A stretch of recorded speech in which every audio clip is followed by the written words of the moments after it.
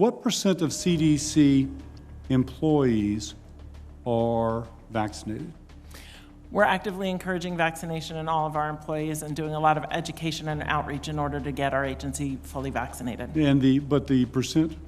I don't have that for you today. Since her appointment by President Joe Biden in 2021, Dr. Rochelle Walensky served as the director of the CDC and has been at the forefront in leading the agency's response to the COVID-19 pandemic, providing guidance and strategies to mitigate the spread of the virus. Dr. Rochelle Walensky now addresses the Health Committee to respond to Senator Bill Cassidy's inquiries regarding the CDC's data on prior COVID-19 patients and their medical backgrounds, particularly concerning any pre-existing health conditions. The questioning doesn't stop there. Senator Cassidy pushes the director to bring in clear facts and the percentage of CDC employees who are vaccinated and why more than half of the employees work remotely and not on site. This underscores the discrepancy in standards set by CDC directors and highlights the issue of transparency regarding their responses to inquiries, revealing potential inconsistencies in providing truthful answers. I came in late. Either you or Dr. Fauci were saying that the reason that we're not saying that natural immunity is protective as is a vaccine, even though there's recent publications showing that 6 to 8 months out, 92% of those with natural immunity have T cells, B cells, and antibodies that would be considered adequate to protect. And indeed, B cell continues to climb. That we don't have data. Now, in your response to Mr. Casey, you just mentioned that CDC has access to tens of thousands of EHRs.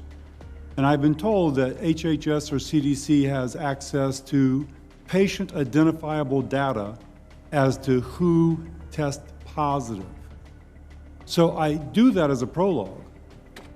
If we don't know that natural immunity confers protection against future infection, it's because we've decided not to look. Because I've learned that there is a cohort of people that we know have been previously infected. We've got the bench research showing that the triad of antibodies, T cells, and B cells are there, and that 92% of them are still there at 6 months out. So why have we not done the research showing that natural immunity confers protection against recurrent infection? Yeah, thank you so much for allowing me to clarify this point because I understand the question. First of all, let me just reiterate that our current stand after reviewing 96 papers and a scientific brief on this issue is that everyone who's been previously infected should be vaccinated. But that's not my question. Agreed. And part of the challenge here is, as you know, the infection-induced immunity and the biases associated with retrospectively looking at the data. Several of those papers that we reviewed for that brief have demonstrated that the kind of disease that you had at the time you had it matters. Did you have disease a year and a half ago? Were you an older person? Can I stop you? Senator Cassidy aptly addresses the issue that the CDC possesses patient-identifiable data, enabling them to determine which individuals have been impacted by the disease in the last 6 to 8 months and assess their immunity. However, Walensky's response, dismissing this approach as biased, lacks substance and fails to address the essence of the senator's inquiry. In response to Senator Cassidy's second question regarding the percentage of CDC employees vaccinated, Dr. Walensky offers a playful response, indicating that she does not have the precise figures at hand. She further explains that the CDC is actively engaged in educating its employees about the importance of vaccination and is diligently working to increase vaccination rates among its staff. This forces Senator Cassidy to demand from her the number of empty desks in the office, since most CDC employees work remotely. But again, he is met by a dry response, where she doesn't know the exact numbers for that. The lack of accountability from Dr. Rochelle Walensky exposes the corruption in the agency. We could do this prospectively because you know who is actually, apparently I'm told you've got patient identifiable data, and you would be able to say, okay, 6 months ago, we're going to start everybody infected within the last 6 months and be able to follow their EHR prospectively to see this. I mean, theoretically, CDC has the ability to do this right now. Yet that too would have its own biases. So one of the things that we have demonstrated in the scientific brief is that asymptomatic and mildly symptomatic people who might not present to their providers, might present to an urgent care clinic, who might not be recorded in their own EHR, likely have less robust protection than those who've been severely But that could be established prospectively if using the data that you have. And you could even say, if you had symptomatic infection, you don't need to be vaccinated. We would consider you immune. You don't have to be subjected to the mandate. But if we had data that demonstrated a correlation of protection, Dr. Fauci already mentioned data that they're working on to look at correlates of protection, not just in antibodies, but as you noted, in T cell function as well. So if we were able to document a correlate of protection, we absolutely could prospectively But this paper follow. that I'm reading from NIH speaks that there is durable memory of the virus up to 8 months after infection in 95% of the people who recovered, including B cells, which continue to climb, T cells, and antibody.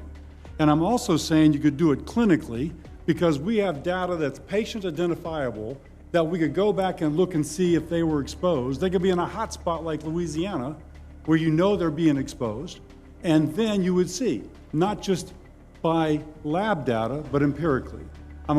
I can tell you the American people intuitively understand this, and they feel a little bit like we're being willfully blind to it. What percent of CDC employees are vaccinated?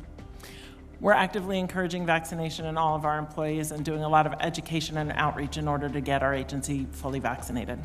But the percent? I don't have that for you today. I'm told that 75 to some north of 75% of CDC employees at headquarters are still working remotely. Is that correct? We are following regulations through HHS and the federal government. No, that's not my question. I apologize to be rude, but I'm asking a very straightforward question. I've been told that north of 75% of employees at CDC headquarters are working remotely. Is that correct? Senator, I don't actually know the number off the top of my head. Okay, when you so look I'd down have the hallway, are there empty desks? Are over 50% of the desks empty? Senator, I don't have the numbers off the top of my head. What I will tell you is that we're working closely within HHS and the administration to follow the governmental rules for return to There was work. a report that shows, and released in the last 2 weeks, that there's been no coordinated response from the federal government to get people back into work. Now, if there's any agency that, since we have teachers in Fulton County are back at work, that the caseload of COVID in Fulton County is about 88. At its peak, it was 606. If what I've been told by someone who frankly kind of knows that people in laboratories are not showing up. I have no clue how laboratory workers who presumably are vaccinated wearing PPE would consider themselves eligible to stay at home. I say this because I just want to echo, we got to lead by example in the federal government. If our public health agencies don't have enough confidence in the immunization and in the PPE to go back to work, fighting infectious diseases, there's going to be a lot of undermining of a willingness to further fund public health. We absolutely have our essential labs back at work conducting their essential research towards this response. And we are following the regulations and providing technical assistance and technical support to the federal government for return to work policies. Angus King and I had sent a letter dated February the 25th asking about genomic surveillance. We've still not received a response. You referenced it in your earlier remarks. Both Senator King and I would appreciate a response. We'll get back to you. Thank you very much. As Senator Cassidy's time nears its end, he poses one final question regarding the CDC's decision not to recall the majority of their scientists to the labs, questioning the underlying reasons and implications for the agency's confidence in their vaccines. Dr. Rochelle uses her previous statements here as well, where she sides with the federal government regulations and opens up about providing technical assistance and support, all according to their policies. Listening to Dr. Walensky's responses may reveal frustrations regarding perceived political influences within the health and medical industry.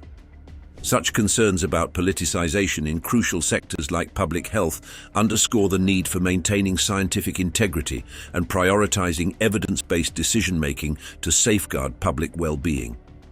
Addressing these issues requires a concerted effort to uphold professionalism, transparency, and accountability in all aspects of healthcare and policy making.